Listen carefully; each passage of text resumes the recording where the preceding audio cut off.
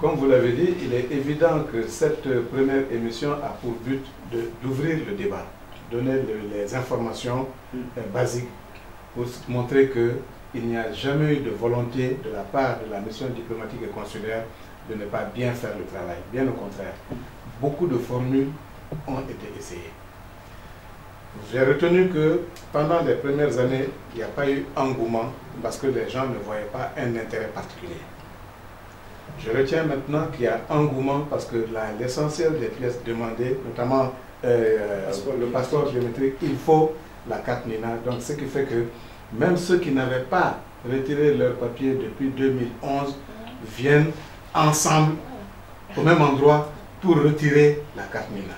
Quel que soit le niveau d'organisation, cela ne peut pas aller sans quand même le respect de soi, le respect des autres et sans la discipline. Donc quand il y a le nombre, quelque chose qui est prévu pour 100 personnes, quand il y a 500 personnes qui viennent, c'est difficile de pouvoir organiser cela. Mais on peut le faire si tout le monde sait que c'est notre maison commune, c'est le Mali. Et chaque fois qu'on fait une mauvaise action, c'est l'image du Mali qu'on touche. Donc, en venant, on ne dit pas qu'on vient pour 10 minutes, on dit on vient pour être servi. Donc, quand vous venez, vous trouvez que des personnes sont là avant vous, vous devez avoir le civisme d'attendre qu'eux, ils soient servis avant vous. Je voudrais dire, donc, lancer cet appel-là à la suite de M. le consul général, le vice-consul. C'est un appel vraiment au civisme. Tout le monde a intérêt, à commencer par la mission diplomatique et consulaire, pour que tout le monde ait ses papiers, que tout le monde ait ses documents. Ça permet non seulement de résoudre les problèmes de carte de séjour ici, ça permet de résoudre les problèmes de passeport, ça permet même plus tard de résoudre les problèmes pour les élections. Donc, le plus il y a de personnes servies maintenant, mieux ça vaudra pour ces échéances que nous savons certaines. Donc, c'est de lancer un appel. Et cet appel, je sais que ce n'est pas au-dessus de la portée de nos compatriotes. Parce que regardez ce qui se passe à l'ambassade ici même. Excusez-moi.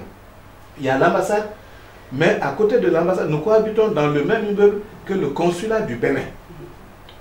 Vous avez vu, pour venir dans mon bureau, vous passez par le rez-de-chaussée, il y a le centre de collecte et de retrait des pièces du consulat du Bénin. C'est en bas. Nous sommes ici au 3e étage. Au 4e étage, il y a les bureaux du consulat. Donc en bas et en haut, nous sommes entourés par le consulat du Bénin. Et ils sont aujourd'hui dans la même phase que nous, le passage au passeport biométrique.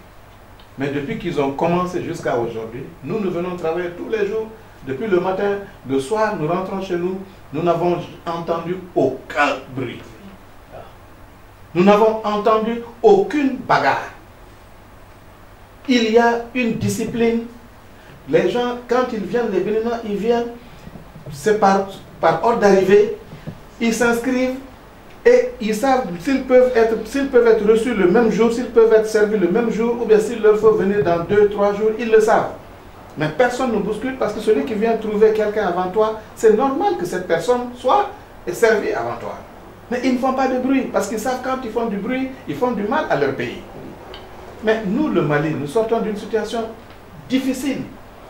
Notre image a été sérieusement altérée par beaucoup de choses qui se sont passées. L'occupation de notre pays, la rupture démocratique à un moment bizarre. Il y a eu beaucoup de choses qui sont passées que vraiment les Maliens étaient gênés eux-mêmes. Donc, la priorité des autorités, c'est de faire de sorte que l'image publique internationale du Mali soit rétablie et confortée. Et si les autorités font ce qu'elles peuvent, mais les citoyens aussi doivent faire ce qu'ils peuvent. Et ce qu'ils doivent faire aujourd'hui, c'est de faire de sorte qu'ils ne créent pas de problème pour que les policiers ou bien d'autres viennent intervenir.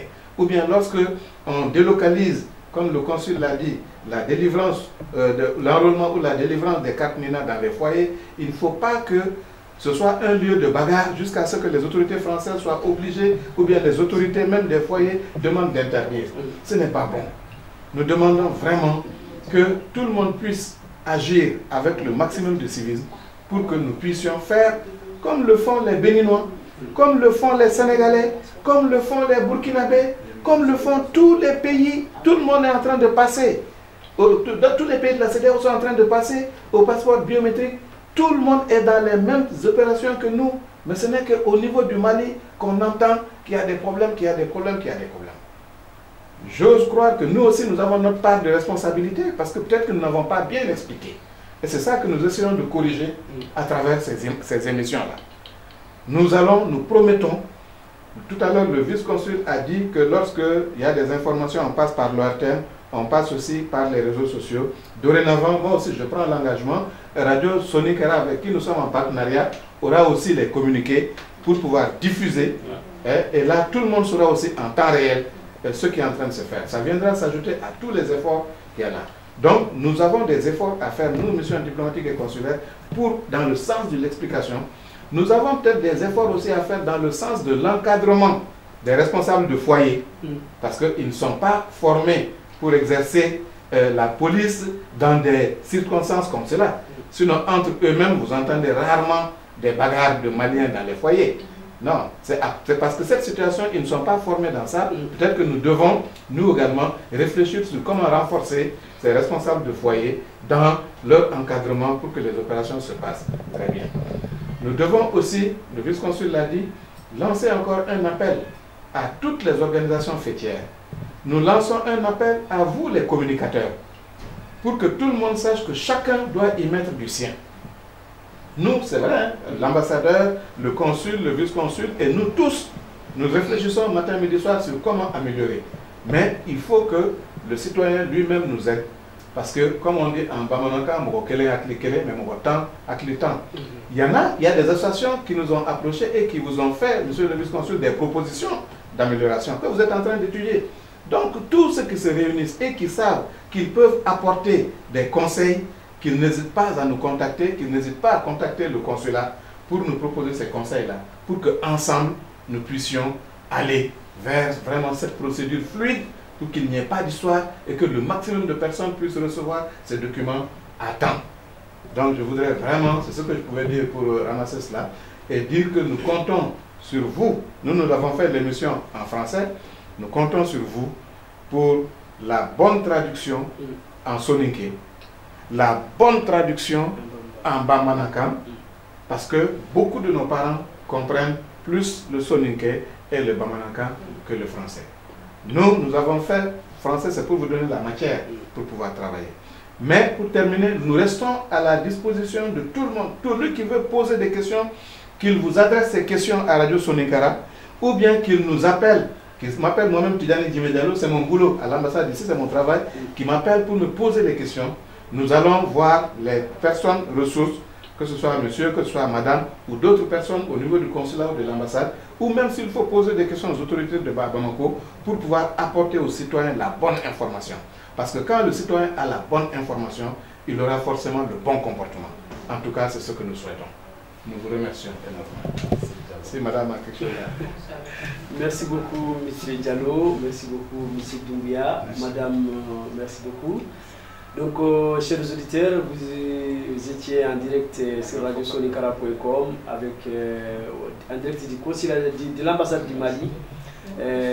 La traduction sera faite par nos deux frères, Aliou Sissawane et Brahima Conté en soninké et Aliou en bamananka. Donc, merci beaucoup et à très bientôt. Voilà.